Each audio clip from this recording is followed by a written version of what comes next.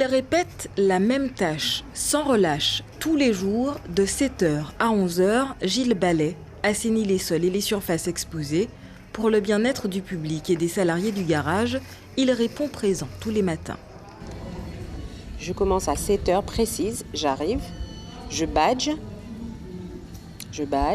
jusqu'à, je fais mon ménage, je nettoie les locaux, je dis bonjour au directeur. La même routine depuis 3 ans qu'il travaille à Noruto. Le seul employé de l'entreprise porteur de handicap pour l'instant, mais la direction pense déjà à renouveler l'expérience. Sur le territoire de la Guyane, il y a à peu près 15 salariés reconnus travailleurs handicapés.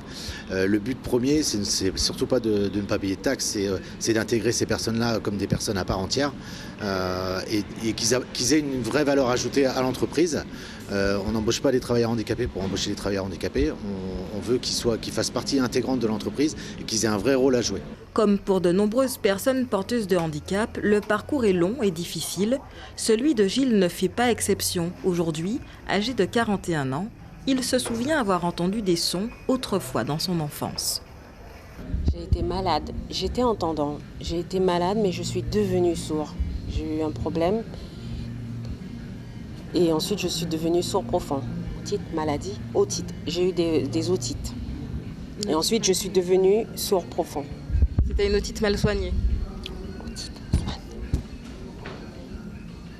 Oui, j'ai été à l'hôpital et on m'a soignée.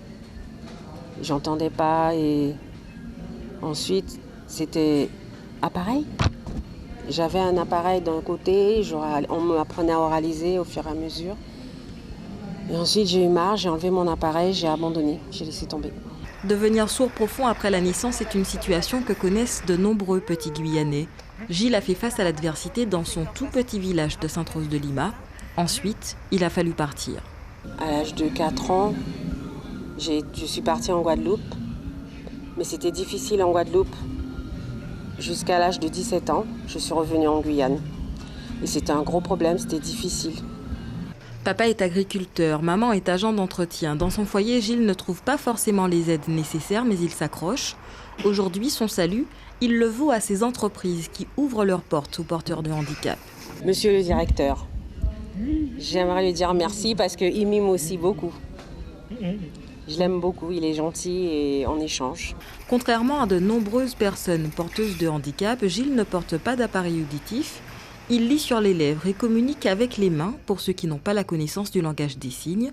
Si vous le croisez sur la route, ne le klaxonnez pas, Gilles ne vous entendra pas. Après les cours de code qu'il suit depuis le début de l'année, Gilles espère bien conduire sa propre voiture, une autre étape vers l'indépendance. Voilà.